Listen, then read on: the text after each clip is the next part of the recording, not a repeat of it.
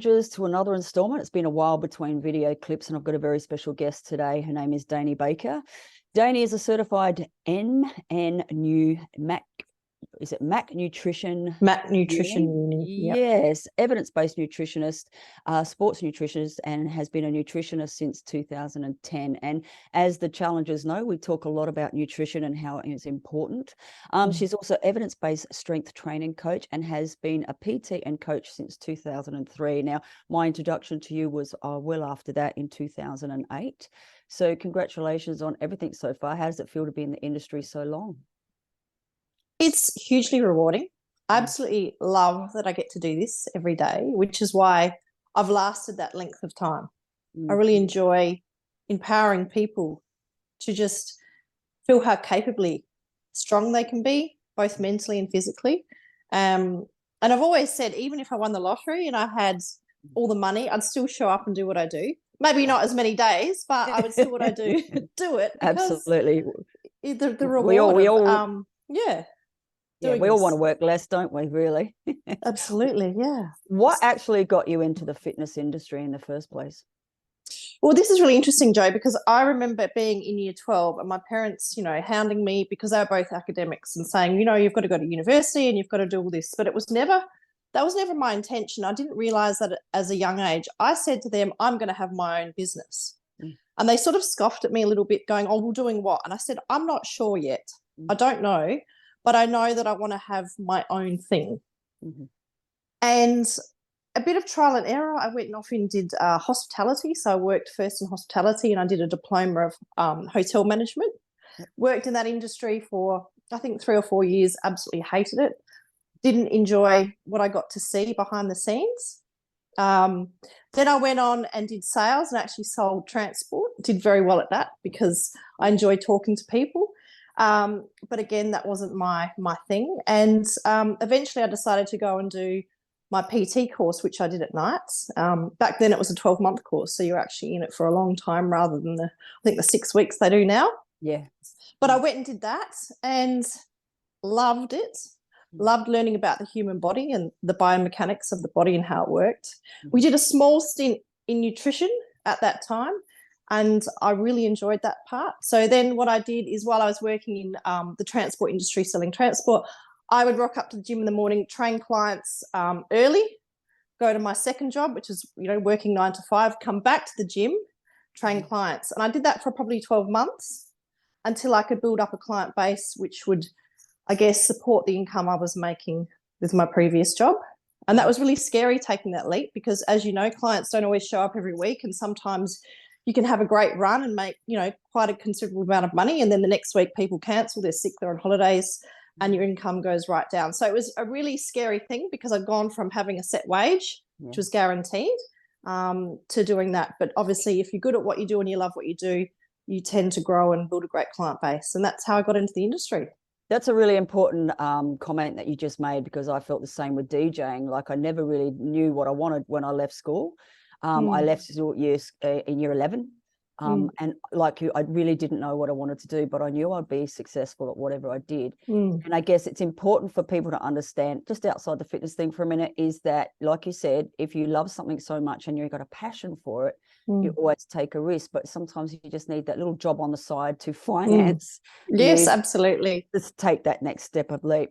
So let's talk about your goals and objectives for the future. Did you ever know that you were going to compete in Miss Fitness competitions? And Oh, absolutely not. No, I ended up being in a relationship with a fellow who was a bodybuilder, and I got introduced to that scene. And at first I found it shocking. Like I was really taken back, but then obviously you get accustomed to it. It sort of becomes quite natural. And then I got into training with the purpose of, hypertrophy and building a physique. And I learned a lot of knowledge through being with this man. And Jo, I never really had a goal. So this was my first real goal just for me, to push me completely out of my comfort zone and to try something that was terrifying and exciting at the same time. And I remember watching him coach clients through the process of dieting and seeing how extreme it could be. And I thought I could never do that. And then one day I thought to myself, well, if they can do it, why can't I? And so I set myself that goal. And that was really, it wasn't about winning, and it wasn't about, having a future in bodybuilding. It was just a test, my first real goal, to see how capable I was. Yeah. And while it wasn't for me in the long term, I loved the resilience and strength of character it taught me. It taught me with self-discipline and a great plan and being repetitive, you can achieve anything. Absolutely. You have that focus. When I competed in 2008, I think it was because more the Cert 3 and Cert 4 teaches you one thing, and we'll talk about that in a sec, about versus this. But in order for me to learn more about what the human body was capable of physically, I need to see it and feel it in my own body in order to understand where a client's point of view came from. And I think we learn a lot more by, hey, how did they do that? Like, is that for real? And what did they do to get there? So do you actually coach fitness models and bodybuilders now, or is it more so along the general populace of, weight loss? And well, recently I just was coaching Marika Miller with her wonderful accolades of winning everything, pretty much. So, ladies and gentlemen, this is her coach, and you've all seen the videos with Marika. So, yes, this is her coach. So that was a one-off, because I got out of coaching fitness women and bodybuilders a few years back. I decided it wasn't really for me, and I, wanted to help general population, predominantly women, in that 30-plus age group, and the struggles that they go through. I wanted to be able to be there and empower them. But Marika approached me and she asked me, will you please coach me? I really respect you, and I really know that you're going to do the right thing by me, and I don't know who else to ask. And my first thought was, no way, I can't do this. I don't want to do it. But then I just recently finished my studies with MNU, and part of the course, we had a module on prepping a bodybuilder. Right. Oh, hang on. You're still there. Send to voicemail. It always happens, doesn't it? Yes. Are we back? Yep. Okay. So I wanted to take what I'd learned in this module, and it was hugely calculated and so specific, outside of the realm of anything I'd ever done when I'd coached people in the past. Like, it was down to the nitty-gritty, and I'd learned so much in this module. And I remember doing the module thinking, gee, I wish I'd had this knowledge back when I was coaching, clients all the time. And I thought, well, why not give it a go and take this knowledge and use it with Marika and do the best that I possibly could with one client, because coaching several, fitness bodybuilding clients is extremely draining from an emotional perspective, and the coaching that you need to give them towards the end. And I thought, I can take on one, and I knew how dedicated Marika was. I know how disciplined she is and how focused she is. And I thought she'd probably be the perfect client. Turns out she was. Yeah. So with my knowledge and, precise calculating of where we needed to get, and her discipline and her approach, were formidable, really. And she won everything. The difference between you and Marika, can I ask your age? 47. 47. Okay, so there's 3 years difference. What was it like training someone at that age with, the risk of hormone imbalance? Well, I didn't do her training. Her training was all herself. So everything that she did in the gym, I advised her, because we needed to bring up her glutes in certain areas, and I advised her on what she should be doing in the gym. But the training was in her circle of what she needed to do. I provided all the nutrition, so the breakdown of what she needed to do every single week in order to meet the timetable of getting lean on time and presenting herself on stage. Obviously, the preparation in the week of leading up to those competitions. So I was her nutrition coach only, but also the emotional support around that.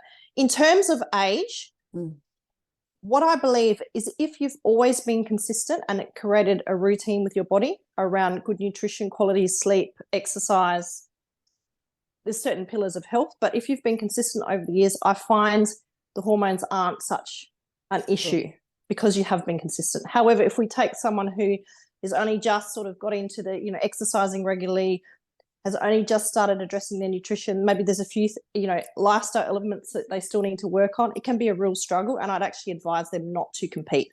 I think if you can get yourself in a great routine and you can do that consistently, improve yourself, then, competing may be something that you can consider if that's what you want to do. Absolutely. And as you said, that the preciseness of the nutrition is the difference, because Marika did mention that for the first time she didn't do as much cardio. It was all based on the training mostly and directly related to the nutrition.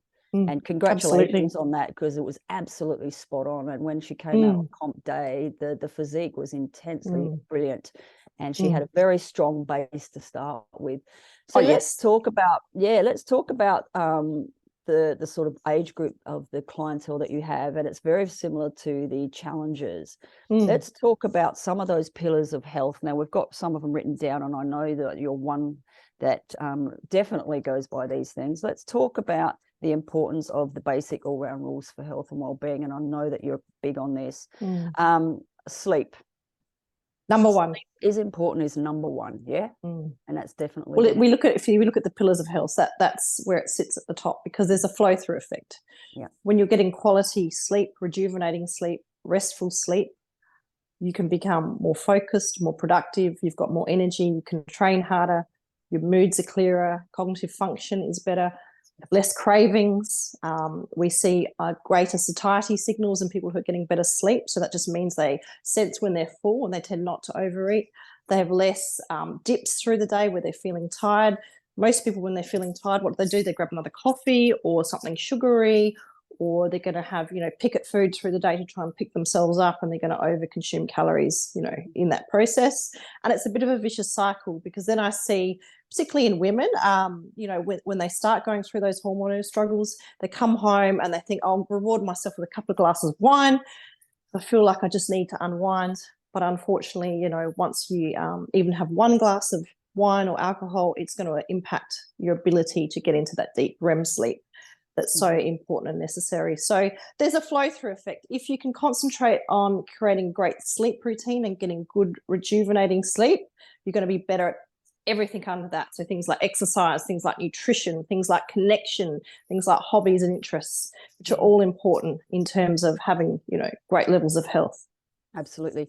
Next one off the rank, which I've mentioned here in my list, and you can tell me where it sits, is it probably really close to sleep, but rest, especially when you're training. Well, rest and regulation of stress, I would, okay. I think when we look at regulation of stress, it's also about hobbies and interests, the things that are important to you, connections, because we do de-stress in those situations. Stress is an accumulation of things we think we need to get done in a time frame, and we put this pressure on ourselves. But if we can also make time for our hobbies and personal interests and connections with people, we're giving back to ourselves, and that does reduce stress. It makes you feel like you're worthy and you're important and your needs are placed higher. So I really think that's an important part of stress regulation. And most people don't do that. They get up, run, get the kids to school, race around, get here. You're in the traffic with the rat race. You get to work, you're under the pump, you come home, you pick the kids up, and it's just, the second, chores of the day start, you get home and it's go. And then you might have that 1 hour or half an hour before you have to go to bed and repeat the cycle. And you're not making time for downtime, regulation of stress, interests, hobbies, and fitting those in somewhere through the week and weekends. And hobbies is not a glass of wine. No. Let's talk about water. Yeah, water absolutely. And hydration. So hydration, one of the things most people don't understand is we need to hydrate within the first 10 hours after waking. We can't play catch up after that. That's when the fatigue is going to set in, the afternoon. If you haven't got enough water in, you can't play catch up. So, if you're trying to fit it in all in the afternoon or once you get home, you're already dehydrated and in a fatigued state. And often people grab a coffee to wake up instead of actually having a glass of water. And absolutely, yeah. First thing, get up and hydrate. Absolutely. And sip water. Don't try and scull it, because the problem is when you scull water, you just pee it out very quickly. If we can consistently sip through the day, we're going to retain a lot more water. Which we will get into an interview in the future with Kylie and yourself about bladder health and over hydrating, which is often a common problem. Movement. Yeah. Of any form. I actually think sleep then movement. Okay. Yep. Yeah. And it's not that it's planned exercise. It's just getting up and increasing your step count, being more productive, being more active, moving your body physically. You know, the human body is designed to move. We're not designed to be sedentary creatures. For the most part, general population are getting up, they're driving in a car, they're spending 8 hours at a desk, getting home, driving in a car, doing a few things when they get home, and sitting back down in the lounge to watch TV. We need to get moving more. And movement, independent of anything else you can do, is going to improve all markers of health. Absolutely. So even if you're not addressing your diet, if you can get more active and do some exercise, you're going to improve your health. Absolutely, yes. And I agree totally with the amount of sedentary behavior, because it's a common denominator with clients. And as you would know, the first thing they say when they come to see you, they're in their 40s, mid-40s. They go, oh, when I was in my 20s, I did this and this and this and this and this, and then I was really skinny. I said, but you're not doing those things anymore.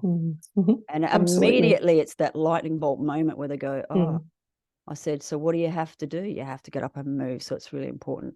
Let's talk about mindset. Huge. Well, if you think about it, the story you tell yourselves is your reality, isn't it? So depending on the picture you paint for yourself, that's how it's going to pan out. So mindset's a huge determiner of where you're going to end up.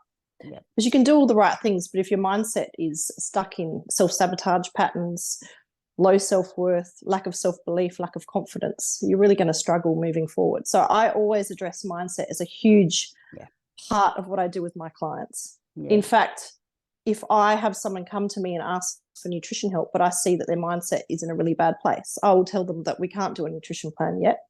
We're actually going to work on your mindset and your patterns of behavior and the story you tell yourself. Once we do that, being able to then slide into some sort of plan or routine around their nutrition becomes so much easier, because they've changed the story that they've told themselves. Getting a nutrition plan when your mindset is in the wrong place is just a Band-Aid solution. It doesn't last. That's correct. So the mindset too, when it comes to confidence and the actual, I guess, the age group that you're looking at, it's very common for women to not have their mindset right, and they're possibly doing it for all the wrong reasons rather than the right. So they want to come in and they want to attract a new boyfriend, or they want to do it and get to fit into a dress. But that's a common thing that they'll do. But you know, I find women are harder to try and get their mindset right. Is that the case with you as well? Absolutely. I think most people need an external motivation in order for them to start addressing exercise and nutrition.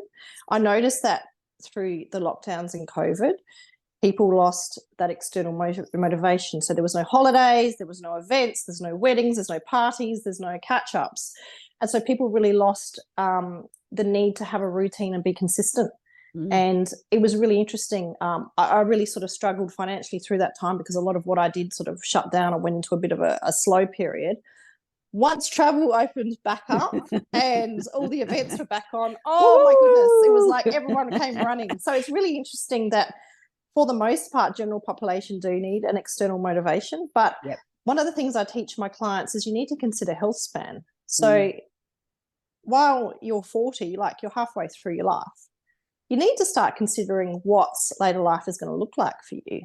Health span is your quality of life leading into the later years. And if you don't train for that in the sense of strength training, movement, exercise, and nutrition, you're not going to have a great health span. It's all going to catch up with you.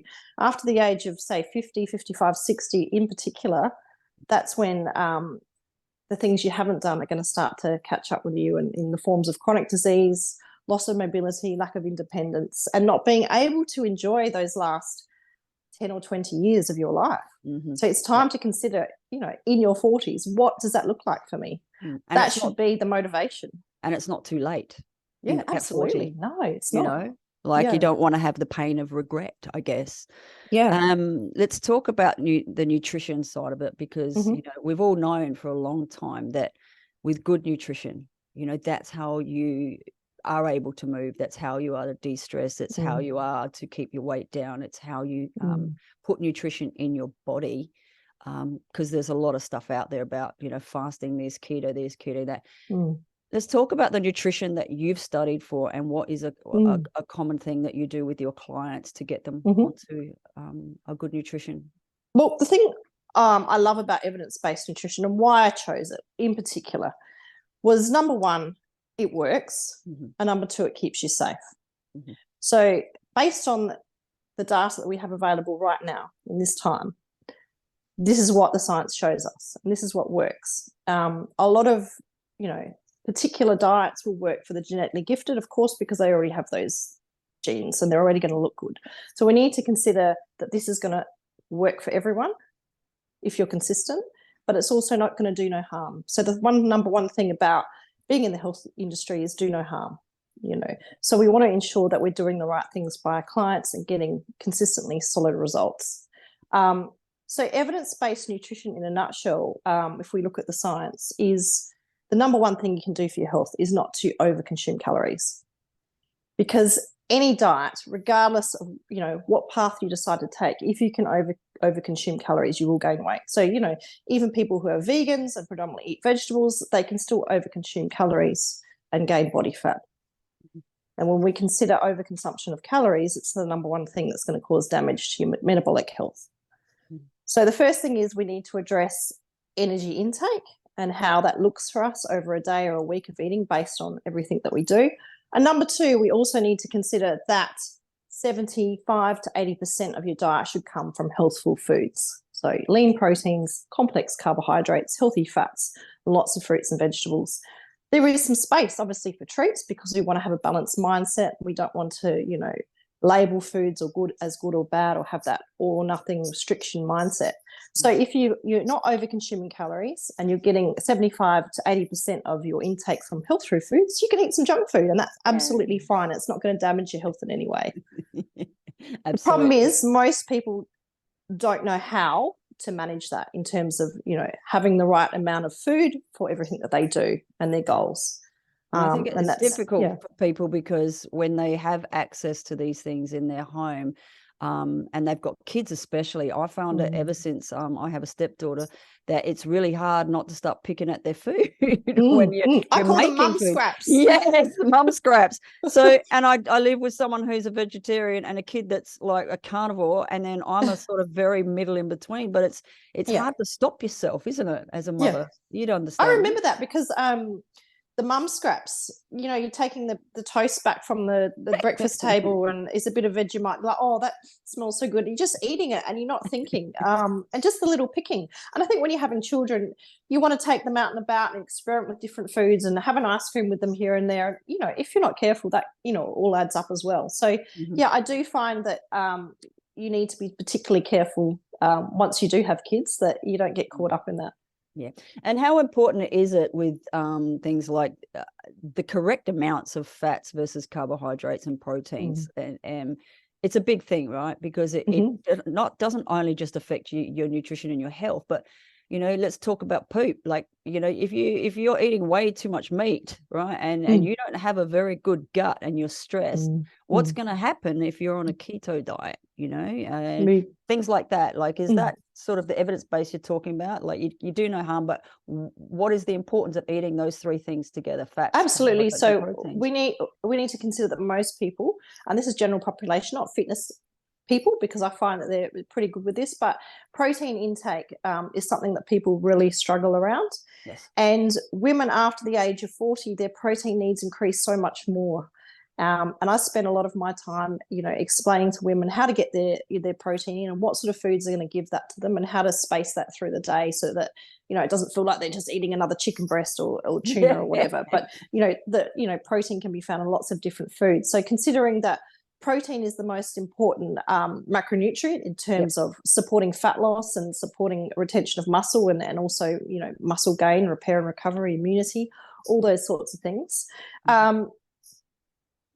So you've got calories, make sure calories are right. Hit your protein target. Then with fats, for women, I say you shouldn't go below 25% of overall calories in terms of fats to support a healthy hormone system, to support, healthy skin, hair and nails and the transportation of fat-soluble vitamins. So it's not that you can't go under that, but if you're under 25% of overall calories for a particular length of time, you might find that, hormone health does suffer and your skin and nails and hair aren't looking as great. Carbohydrates, the only macronutrient your body actually doesn't need. So that then comes down to personal preference. Yeah. However, you know, people who are exercising and training, I do say, you know, get the carbs in, because that's going to give you that available energy in the short term. You're going to feel great when you arrive to training, and you're going to get a really good pump when you are training. So carbs are, you know, important in that sense, but it's one of the, you know, macronutrients we don't actually need. But we definitely need to ensure fats are right and protein is right. Absolutely. And that's something that you do with your nutrition plans. Yeah. So you help people absolutely that their body needs, and everybody's body will be different, obviously. Based on goals, weight, height, you know, muscle mass, body fat mass, movement. So essentially my plans map that out. I take the guesswork out. I provide, obviously, this is the calories I assume you need to be on, and this is the breakdown of macros. Here's how we're going to map it out for you. So they've got a routine, so they can learn to be consistent and see how I put foods together, see the portion size, the volume of foods, because for the most part, even if you eat healthy, you can overeat healthy foods. Yes. Avocado, nuts, oats, rice, fatty fishes, meats. It's very easy to overconsume, even if you consider that you're quite healthy. So it's understanding what a day of eating should look like for you, or a week of eating should look like, to support everything that you're doing through the week. And to have a map, you know, a roadmap of that. I think that's super important. Otherwise, you're sort of just hoping for the best. Yeah. It's and like I think feeling around, isn't it? It's just like feeling around, you know, you're feeling around, you don't actually add it up. And then one of the common things with the 20-week challenges is two of those things we've discussed. They don't get enough protein, but they don't know how to eat or what to eat. And that's a massive problem with women. And I guess if they saw their whole day sitting on a table, they'd look at it and it would look like a lot of food. But you know, they have to visually know, and they have to be told. So let's get into say a fitness model or athlete versus another person. What have you learned? Because I know fitness people learn very quickly how much protein they need. They measure everything, but there's also that common denominator that's so strict. But then these people, the general populace of women, they don't understand it, and they don't understand the need of good nutrition and how it affects their life, because they spend so much of their life starving themselves or eating the mummy scraps. And what's your take on this no breakfast thing? Because I know as an athlete, you need to eat your breakfast for the reasons of improving your muscle mass, having more energy. What's your spin on breakfast? Because here's the thing. A lot of people don't have breakfast, and that's generally women. And then they eat too much at night because they haven't spaced things out.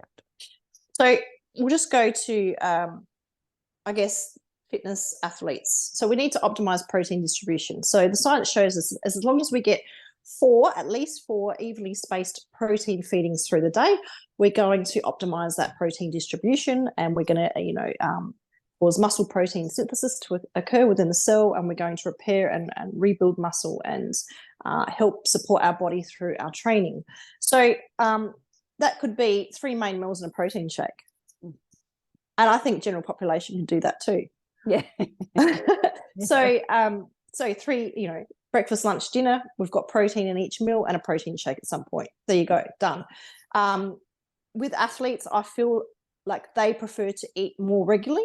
So I might add then 3 main meals, 2 snacks, and a shake at some point. Yeah. But essentially, in order to get the results from your training, you don't need to eat a huge amount of meals. Now, when it comes to breakfast, here's the thing as well.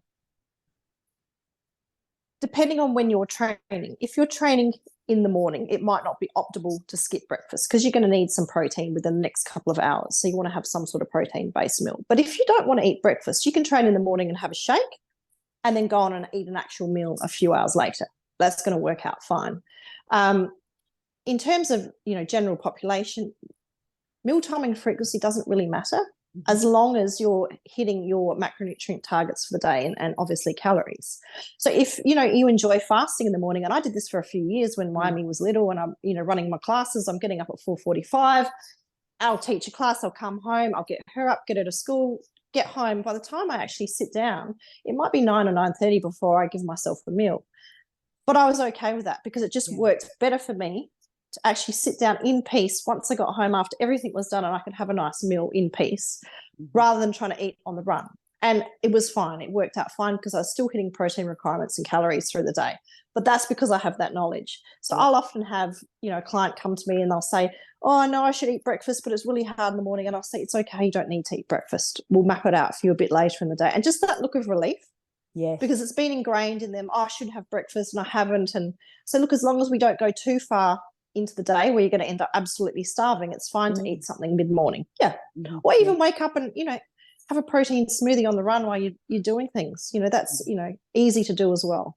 So it really comes down to personal preference, because the best diet is the one that you can adhere to, the one you enjoy, and the one that feels sustainable for you, and the one that you can develop into a lifestyle rather than something based on an outcome you want to achieve in a certain amount of time. That's a fad. I call that a fad, because it's not something you're going to do long term.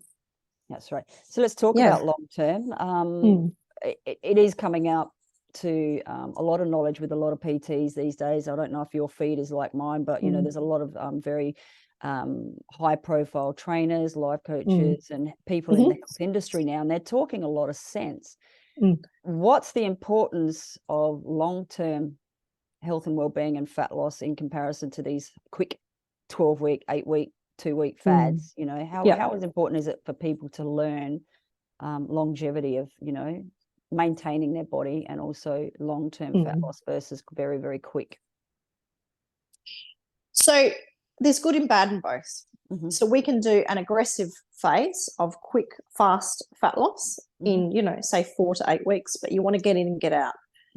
It's what you do after that counts. Now, for most people that do these challenges, they get in and they're so hyper-focused because there's an end date, and they're given all this accountability and motivation by their trainers and their coaches. And for that 8 weeks or whatever it might be, they're pumped. When that challenge is over, where's the trainer? Where's the coach?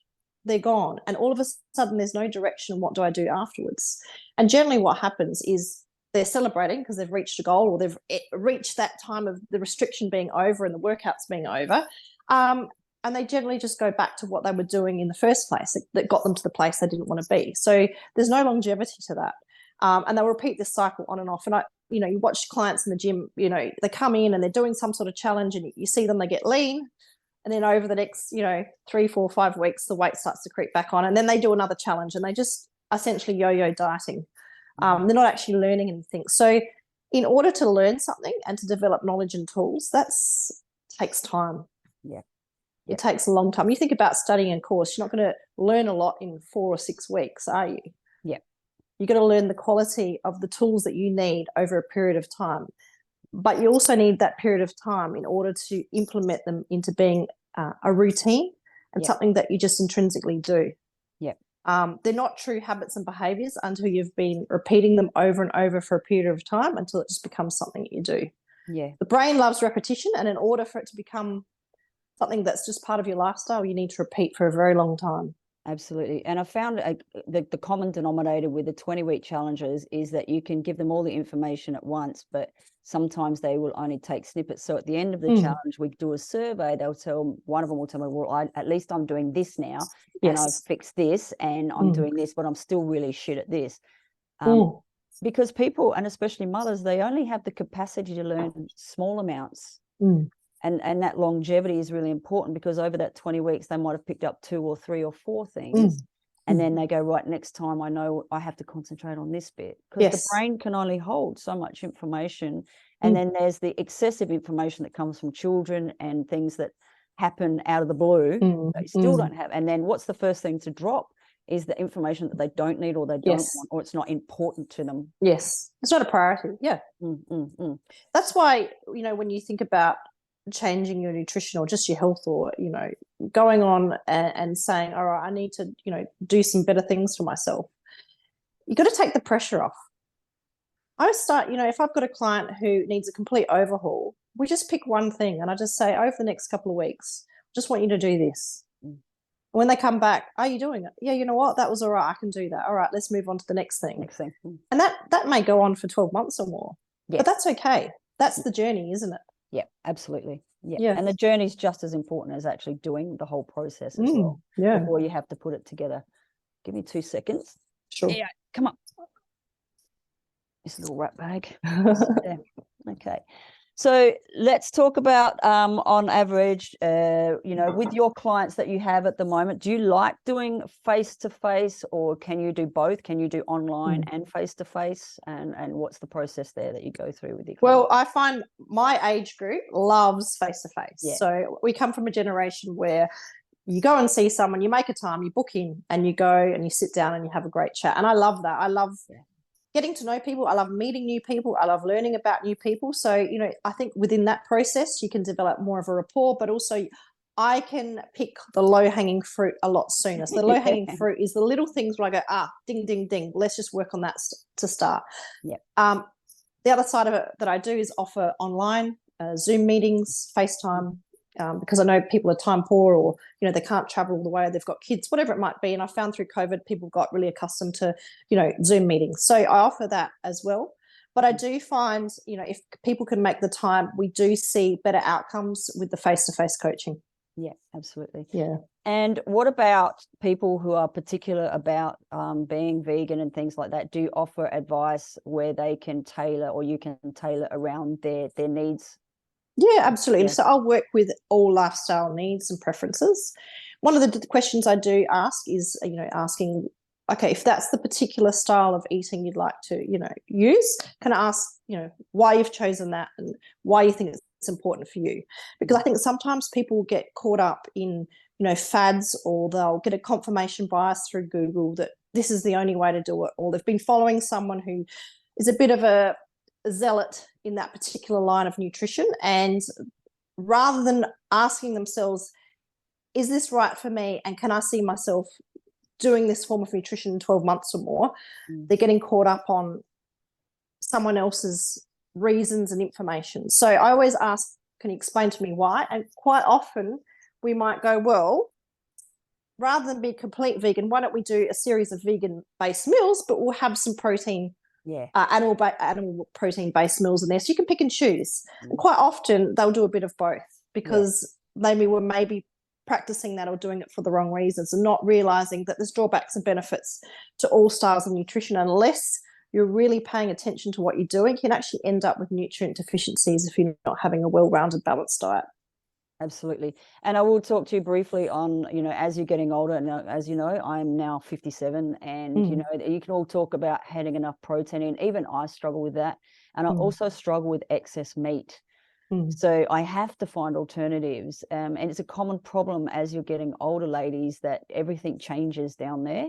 And, at certain times of your life, there's, you're going to deal with things like constipation, hemorrhoids, all sorts of bowel disease. I found in the bodybuilding realm, even back then, you can get caught up in these fads and be having too much of the wrong foods based on your life. So as you know, how important is it for people to really scrutinize their age, their current lifestyle, their current health and well-being, especially when it comes to pelvic health, bowel health and bladder health? So I've noticed, because I've started to go through perimenopause, and some weeks so effing challenging, like unbelievable, itchy down there, constipated, sweating.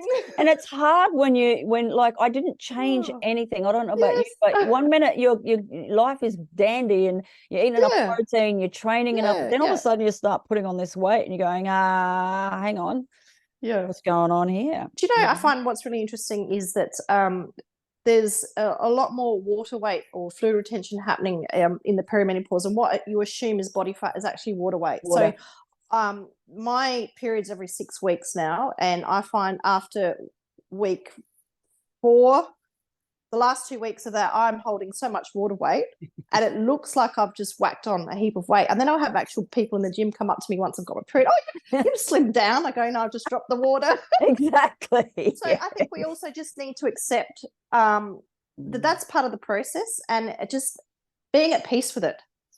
Being at peace with it. It's okay. You're not going to be like you were in your 20s or 30s. Life is different now, and it's just learning to accept what you cannot change and what you cannot control. You're going to have weeks where you feel slim, you feel energetic, and you're training really well in the gym and you feel strong, but you also need to be prepared that some weeks you're not going to have that same level of strength. You're not going to have that same level of motivation, and you've got to learn to nurture yourself through those times as well, and be okay with that.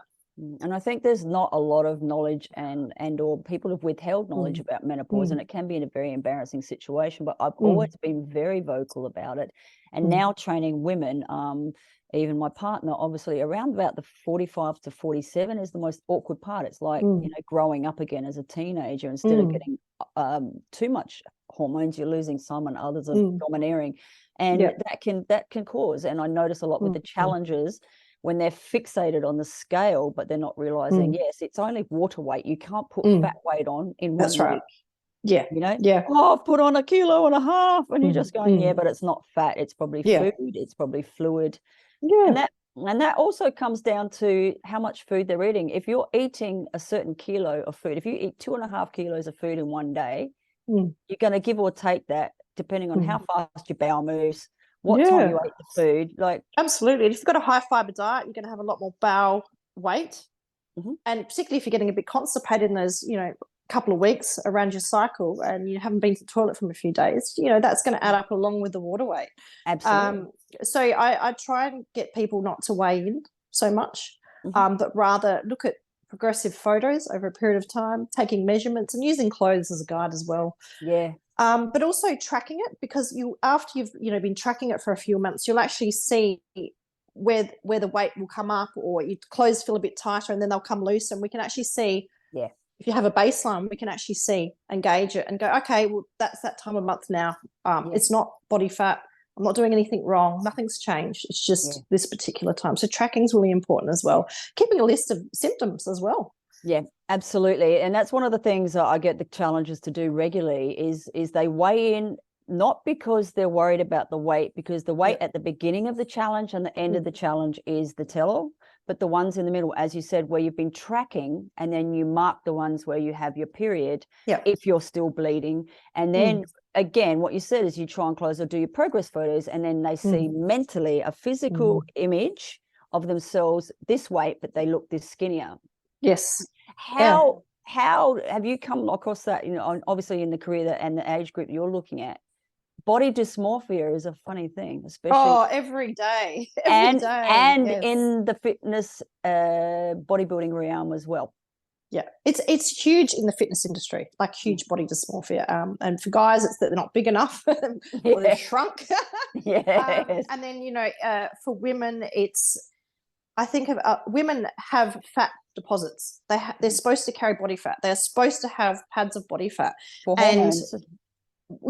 And I think when you've competed or you've got yourself really lean and you've reduced those fatty deposits, it's so unrealistic, because that's not how you're going to be long term. And then once those, you know, fat stores start to, you know, increase and they're getting back to a healthier normal weight range, all of a sudden they're huge, they're fat.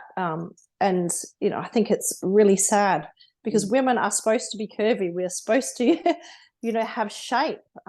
That's, you know, the genetic makeup of a woman. And I think the fitness industry really does an unjust with a lot of the imagery they post on social media, because that's just a snapshot in a small point of time where that person was lean and they did a photo shoot or they competed.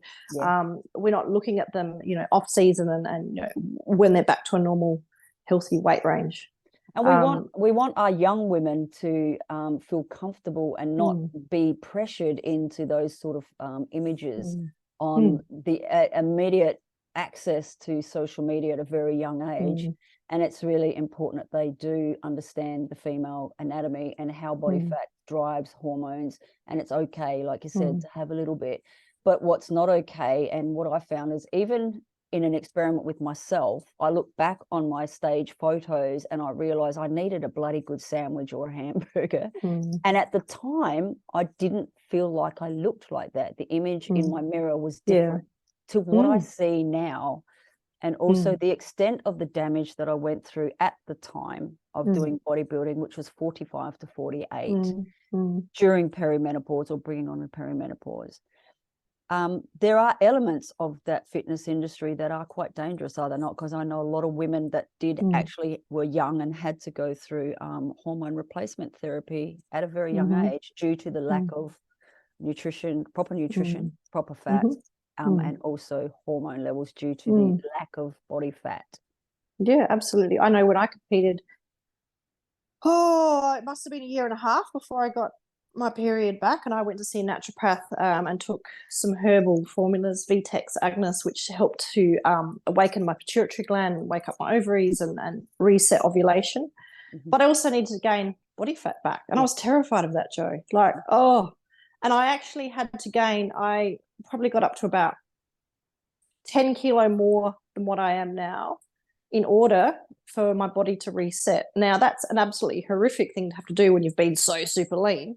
And I remember having to be, that sort of weight for a good 6 months to reset everything. And it worked, and it was wonderful when I got my period back and I was able to slowly drop that body fat again. Yep. But it's hugely traumatic. And one of the reasons I did stop working as a coach was just because I didn't want to have to go through watching that happen all the time. And it's even the ones that you do the most healthiest comp prep with, what's up here already is only going to, come out further. So, if they've already got body image issues, they've already got low self-worth or lack of confidence, or think that having a lean body is going to change everything and make them happy, it's only going to get exacerbated with the coaching and what they need to go through. So one of the reasons I got out of it was just because I didn't feel that I had the capacity and the energy to do that anymore, especially because I'd had my daughter of my own. I really sort of wanted to get out of that and just help everyday women like myself feel good. And absolutely, and educating other women is really important as well on these dangers, because a lot of women don't realize that endometriosis, breast cancer, all those sort of things come from fluctuations of hormones, either excess or not enough, or if you really think about it, what we do to our bodies during a competition, right down to that lean state, ridiculously lean state for competition, and then we put on weight very quickly. And the excess of hormones later can disrupt breast tissue, because that's the first to go. I mean, I don't know about you, Dayni, but I lost my breast completely. I went from a 12B to nothing. And then straight after comp, my progesterone went down dangerously low. I had barely any testosterone, and my estrogens were so unbalanced. But the first thing that happened to me when I did put on weight is my breast tissue changed, and I ended up in the breast clinic with not one lump, but two. Oh, wow. In my breasts. And I think that was a bigger wake-up call for me. What's more important, my hormone health and my health in general, or a trophy? And I know that goes against the industry that we're in, but it's a personal choice not to put myself and other people in that danger zone. Well, this is the thing, you rarely come out of a comp prep unscathed. That's and I am always have been vigilant in outlining the drawbacks of competing to a client. So if someone came to me in the past and said, I want to compete, no stars in your eyes, this is what may happen to you. Are you prepared to put yourself through that? And some of them would walk away like with shock, because they'd only had stars put in their eyes. Oh, I'm going to be Instagram famous, and I'm going to be up on stage, and I'm going to be so popular. And a lot of them walked away and were visibly shaken. But I'm not going to do that to people. I'm not going to say, oh yeah, I'll get you in the best shape of your life, and not outline, are you prepared for this? Absolutely. And that's the danger, isn't it? That people get so caught up in that visual image of being famous and skinny. And ladies, if you're out there listening, and please take heed that we're not trying to turn you away from a competition or doing these things. But like Dayni said, you need to be educated on reverse dieting. You need to know the risks that you're taking in order for you to, seek the proper advice from. Well, just think of it, it's controlled starvation. That's correct. The right coach will do it the right way. And so, my job with Mareka was to starve her, but in a way that was going to be less detrimental to her body, and ensure that she could, have a good path coming out of it. And she said she did too. She said for the first time, she had the most energy. She rested. She did all of those things that people talk about. And it's not often you come along with someone comes along like Mareka to work with, and someone that does what they're told. Well, she was the perfect client in the sense that everything I asked her to do, she followed through on 100%. And that's a rarity, absolute rarity. But it's also life experience and maturity. So, she had that on board with her. So it was much easier to work with. We anytime that she was feeling, even there were times she got in her head a bit and overthought things and got a bit anxious, well, I'd coach her through it. And that's really important as well, that you have a coach that understands what you're going through. Absolutely.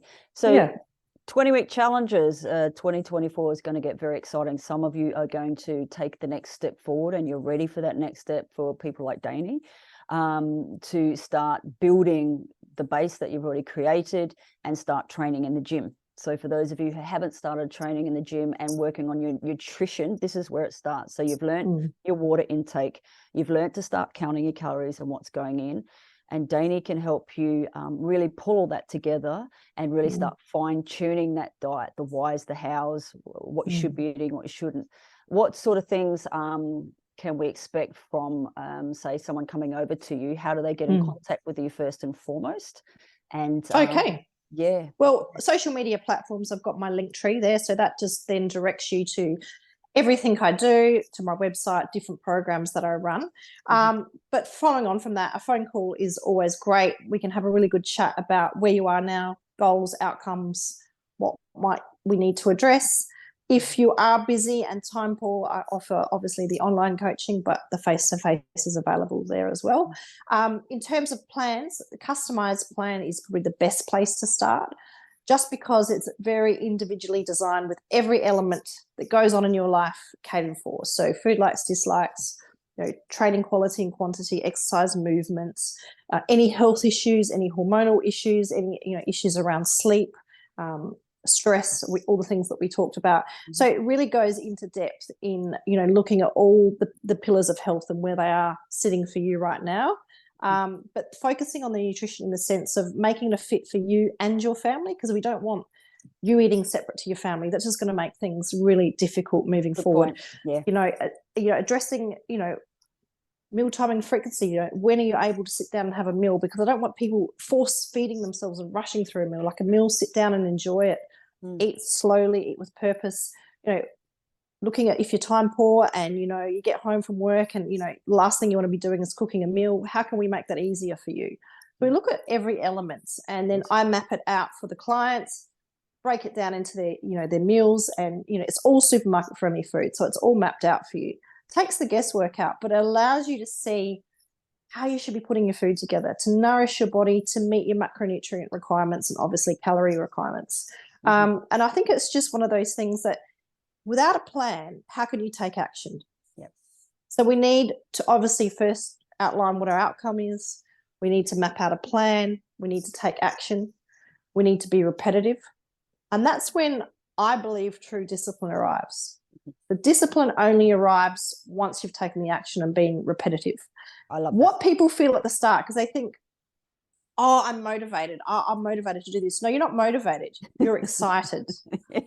You have anticipation around changing things because you're thinking about an outcome. So once we get disciplined, we start to see results.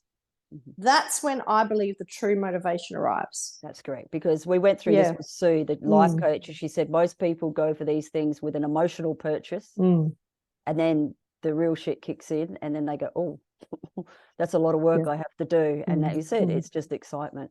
So also, Dayni, you also train people in the gym, so you are a personal trainer as well. Well, I don't do one-on-one anymore, and the reason being is because I felt I was limited with the availability I had for PT, being a mum and running my nutrition business. So I set up women's only strength training classes. Awesome. So I wanted to cater for my age group. So 30 plus and over, time poor, career orientated, have kids, they're on the go, and they're really unsure about how to fit in exercise.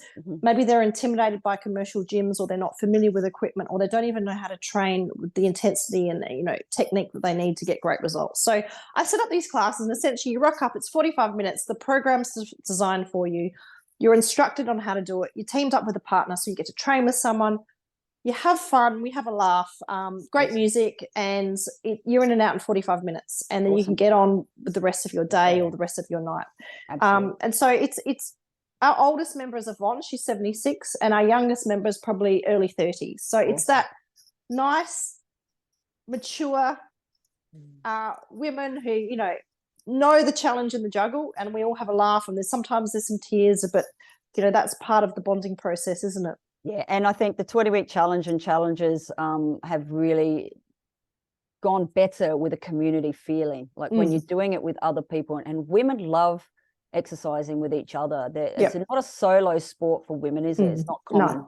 No, not at all. come and hold my Yeah, hand. and I think it's the community. It's the community, develop new friendships, and you can vent.